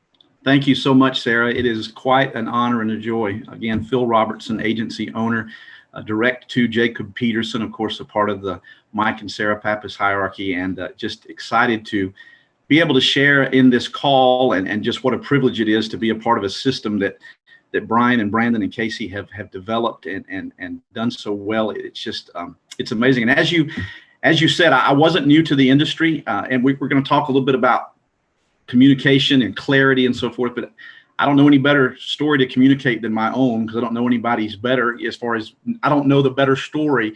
I don't know your story as well as I know my own story. And so I want to just communicate a little bit about where I came from and what's happened to me and the person that I've changed and became since coming into this organization. I came here from a previous company, not necessarily an IMO, but a captive company. And for about 8.5 years, I had went through their system and just discovered there towards the end that the sizzle was much better than the steak, and had just really gotten at a point and a place in my life that I was discouraged and disillusioned, and really, for lack of a better term, was just broken with everything that had been going on in my life, and was really done, honestly, with this entire industry. I had been gone for about 6 or 7 months, left the industry, had gotten completely out, had even let my license lapse, to be honest with you, during the course of everything that had taken place. And I'll never forget, because Danny Young talks about all the time how that we have to embrace the struggle, because the struggle is really who and what makes us into who we are. And when I say I was broken, we were broke. I mean, I remember times not long before I came to Symmetry, we were taking 5-gallon buckets and pouring into the back of the commode to flush the toilet, because the water would be turned off one month and the lights would be turned off the next month. I mean, that's where we were. I get a little bit choked up thinking about this. My daughter, who is a big part of my why, I'll never forget this. This was a defining moment in my life. She was so excited on her 16th birthday to get her driver's license, as all 16-year-olds are. And she and I had made a reservation at the drivers of the DMV. And this was, again, before Symmetry. we had made an appointment to be there at 8 a.m. the next morning at the DMV. And we got up early and got breakfast and did all the things. And the two of us had this date. We were going to go have her take her test and get her driver's license. And we walked outside to get in the car. And we walked out of our door to the front porch, noticed that the car was gone, and they had repossessed the car in the middle of the night. And how, as a father, do you explain to your 16-year-old baby girl, your princess, that, you know, daddy's not doing a good job of providing for you, so therefore you can't go take your test today. You can't do that because I didn't do my job to make sure that things were in place. So I was broken and I was disillusioned and I was tired of the promises. And so when I had a conversation with Jacob Peterson after he sent an email to me, and I don't even know where he found my resume. To this day, I have no idea. It sat in my inbox for 3 weeks before I ever even opened it because I was so sick and tired of this industry. And I was sitting around one night and I told my wife, I said, I am going to just call this guy just to see what he says. And I called him, and he came from the same company that I had came from in his earlier career. And we got into a conversation that lasted for 2 hours. And it basically ended by Jacob saying these words to me. He said, give me 90 days. And if this thing isn't what I'm telling you it is, if this thing isn't different, then you can wash your hands of this and be done. But he said, if you give this thing 90 days, I think it'll change your life. And so I did it. And so we came in here and again, frustrated, but we went out and we started not trying to redevelop the wheel, but we started just simply following the system that had been laid in place. That was so much better than the system that we had came from before. But honestly, in the back of my mind, you're exactly right. I really came here for no other reason than to prove that this was no different and this was no better than anything I had been involved with before. But after 30 days, I began to realize, my God, there really might be something to this. Went out the first month, put 20,000 on my own pen. And from there began, and that was in November and December. So you're not supposed to write insurance in November and December. But from there, then started realizing that, hey, you know what, there really could be something to this thing. And so I've started introducing it. My very first recruit was some of our best friends, John and Lisa Christopher. And I'll never forget how this happened. This is kind of how I recruit. Everything's warm market and things. That's just my style. But I invited John and Lisa down to our house to have dinner one night, and they didn't know. They had no idea what I was even doing. And on the way to our house, I called Lisa. I said, by the way, I know you guys are coming to have dinner, but make sure you bring your checkbook with you because I'm going to need to get the routing number and the account number for you to be able to do direct deposits because you're about to sign up to come to work for us. And so that was how our first recruit came into the business. So from there, we have just been on a roller coaster ride. I'll never forget the first event that I went to was in Raleigh at the first conference that we attended, and met Tom Chisholm there for the first time. And Tom began to talk to me, and in the grandfatherly type way in which Tom Chisholm just has a way of speaking into your life, he and I began to talk, and I'll never forget this conversation. I guess he sensed still a little bit of trepidation and fear and anxiety and unknown.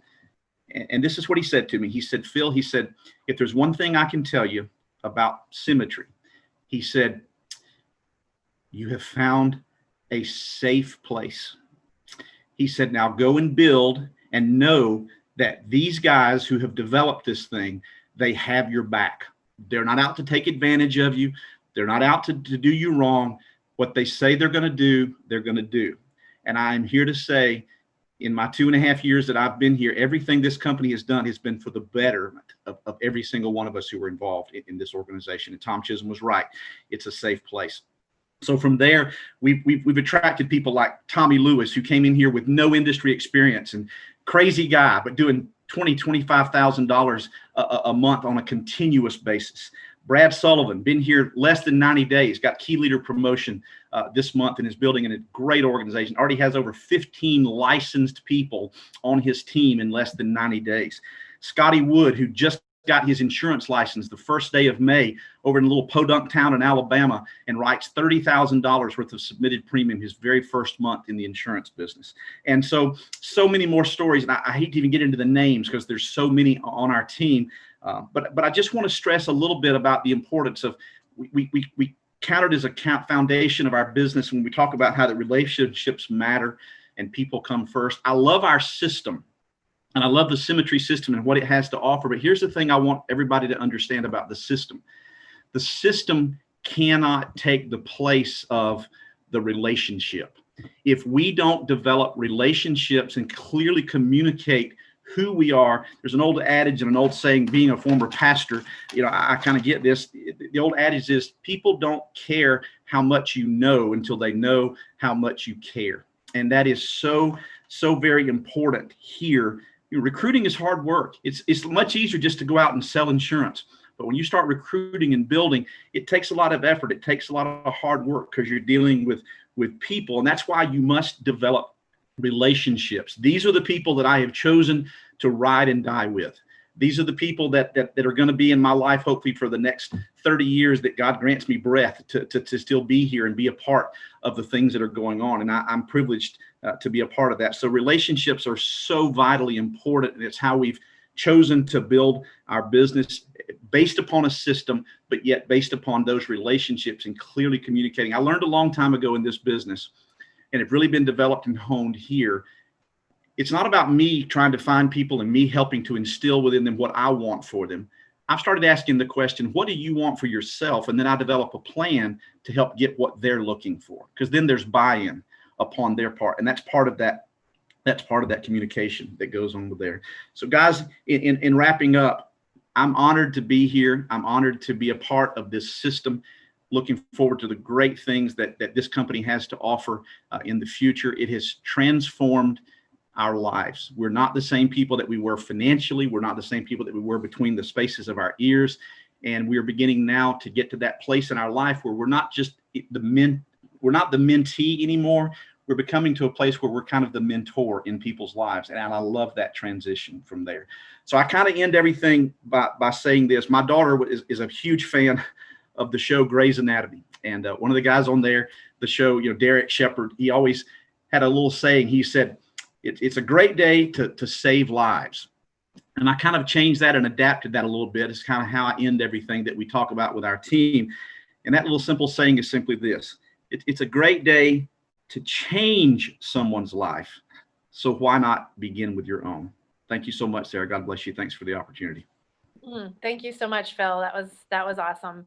And thanks for sharing some of those stories that you did. I just want to say one of my favorite memories of working with you, Phil, has been your wife coming to let me know that not only was she going to be able to go on her dream vacation as an Alaskan cruise, that has always been your dream. Y'all have been married like 30 years? 30 years. We're 32 now. It was 30 then. Yep. And you came back with a 30-year wedding band on her finger, and she was the happiest woman I have ever seen. Absolutely. It was amazing. That journey, that particular trip, they announced our AO promotion that week while we were at sea, and we got to hear that from Alaska. So that was quite amazing. That's what we call hashtag SFG life. There you go. Absolutely.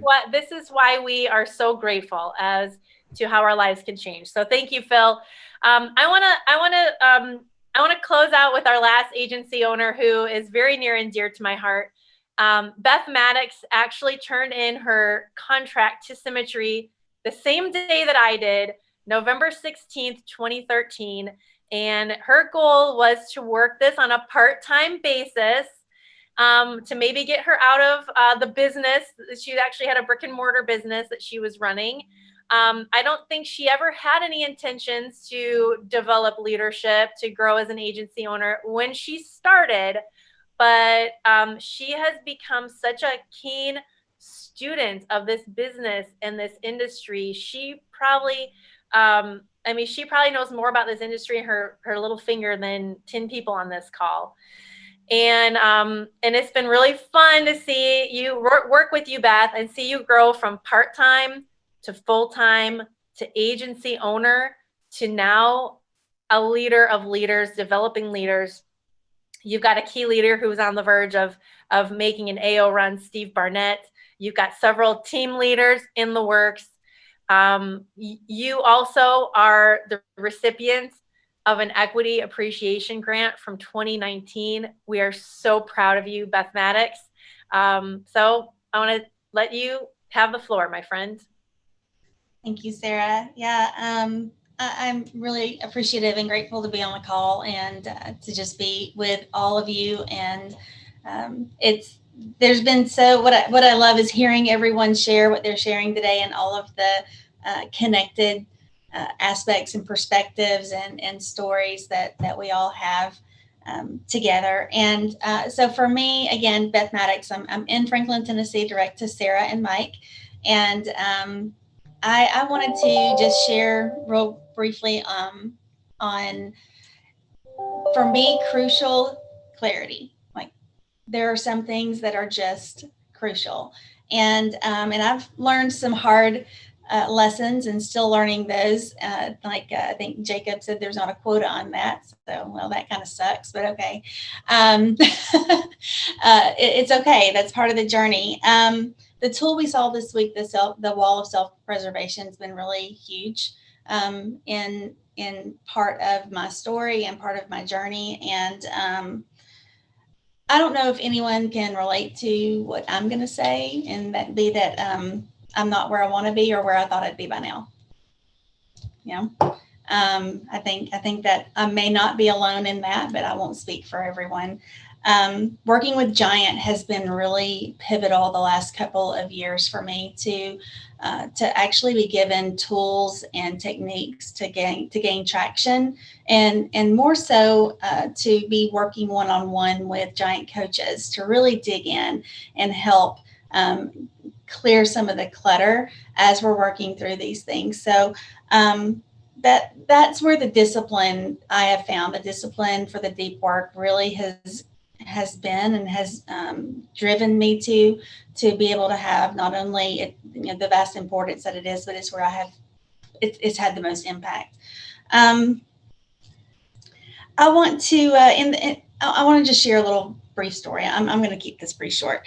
In the beginning, when most of us come here, all we have is, and if you don't come from the insurance industry, and I did not, I had no insurance skills or anything like that. And so all I had was my natural strengths, right?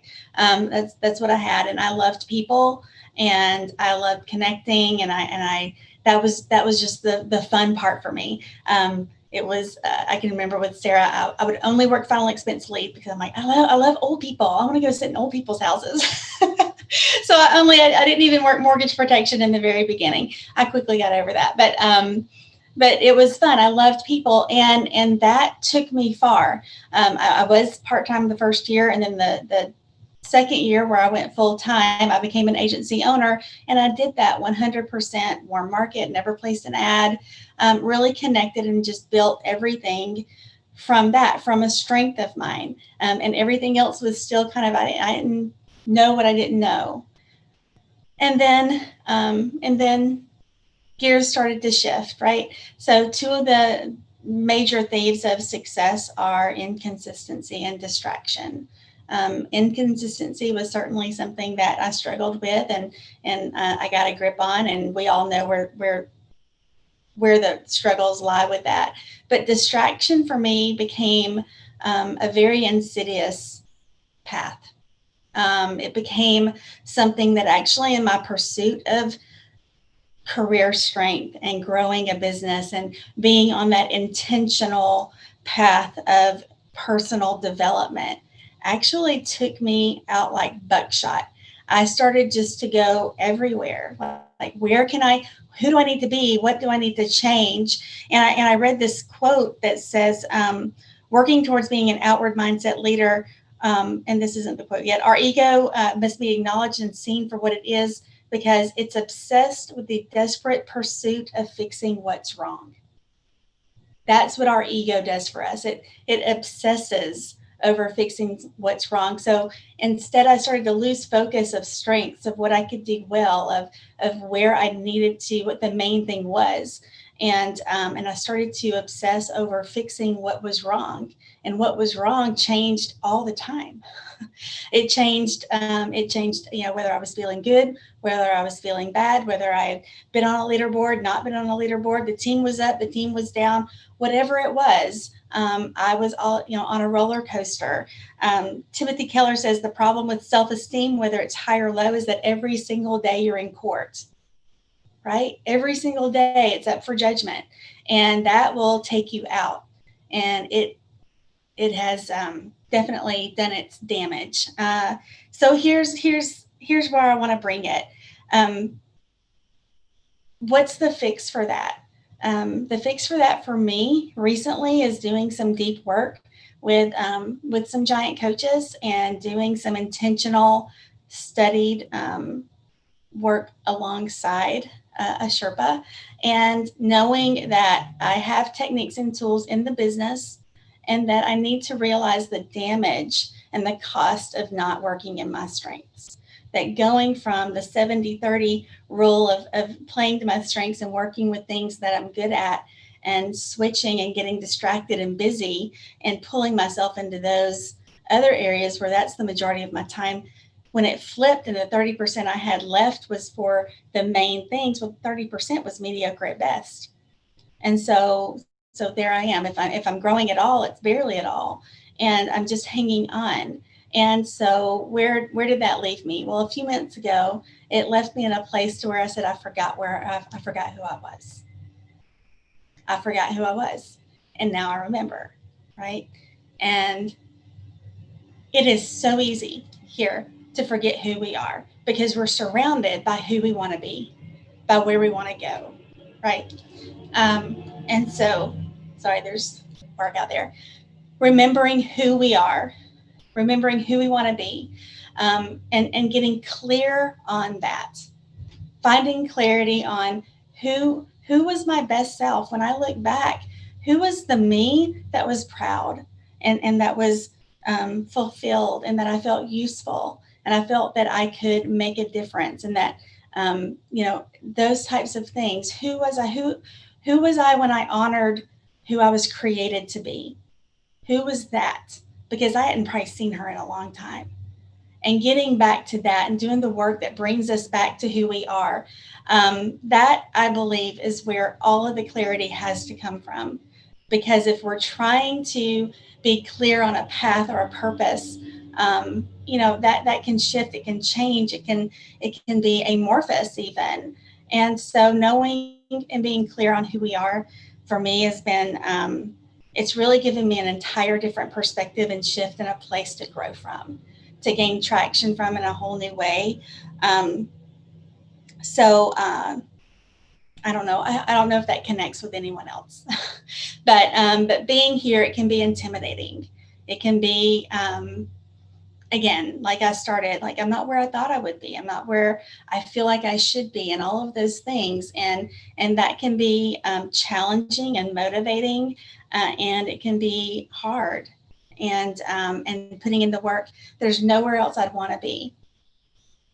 There's nowhere else I'd want to be. Phil said it, like, there's a safe place. You're in a safe place. I'm in a safe place to figure it out. Now I want to figure it out faster, but I want to figure it out. And there's nobody else I'd rather do it with and do it for, to honor the leadership of the company that has created opportunity and just generous things that they have. Where else is it worth for me to do the work to create a business? But first I have to create the life, right? Because they're not different. That's what I've tried to do for years, is separate the Beth that would grow a business and then the Beth that wanted to be the mom. And they're not different. They have to be unified, and divided has, it's made it impossible to really do and be anything that I'm capable of on either side. I had a conversation just this past week to where another little layer just clicked into place. And a lot of you probably know all of these things, but we all the light bulb comes on at different times, but they were talking about leadership development, and Casey even mentioned it, the level 5 leadership. And I was like, what does that mean? But I finally learned, there's a little bit, and there's the transition period, and I won't get into that. But the whole premise was that adult development is leadership development and vice versa. And so I'm like, that sounds so dumb, but it unified my worlds in just that one sentence. Like I focusing on leadership development didn't mean that I was just focusing on business. I am still building a life because I'm still just growing as a human and as a person. And while I knew that, just hearing it clearly made a big shift. So I lost myself. I love that, Beth. But I remembered. So I just want to say one other thing and I won't be done. There's a sage philosopher, Dumbledore, who says, it does not do to dwell on dreams and forget to live. So dream, this is the place to do it. There's no cap, no limit on anything we can do, who we can impact, what we can bring to the table. But we live in the moment and embrace who we are. Ballerinas spend years and years and years learning when they are doing pirouettes on spotting, right? They find that one thing. And it takes them years, but through that spinning and that focus, they actually can do a biological shift to where they train their brain to ignore vestibular signals for them to be dizzy. And it's just by repetition of year after year after year of learning to spin and spot, spin and spot, spin. So we've all just got to find our spot. Who are we? Who do we want to be? Who are we remembering to be? And who are we striving to grow into and take along the way? So, spot. That is beautiful. Thank you for sharing all of that, Beth. So blessed to be on this journey with you. Mike, do you have anything you want to say to close it down? Well, guys, I thank you to all of our AOs for sharing today. I just loved, like, to me, a common theme was just ownership. And that's part of, clear is kind. Let's go out there. Like, owning our life is being clear. It's being clear about what we want, what we don't want. What are we focusing on? Where are we going? And gathering those around us to go with us, whether that's our kids and our partner or a spouse, or it's in recruiting and building a team, with what Symmetry is doing a fantastic job at communicating with all this newness in a clear way. What they're cutting through all the clutter to make it clear their vision of these next 3 years to 5 years, just doubling the size of the company, tripling the size of the company. And so I would just encourage and challenge everyone on this call. What piece of it do you want? Because this is not something for someone else. If you're on this call, you have as much opportunity as the next person, as anyone who spoke today. You have as much opportunity. Will you take ownership, be clear, and get it? So let's have an awesome week, Symmetry. Remember, it is a 5-week churn-in, so let's get after it. Thank you, Brandon, Casey, and Brian, for letting us host today. It was a privilege. Thank you, everyone. Have a great week. We'll see you next week. Bye-bye.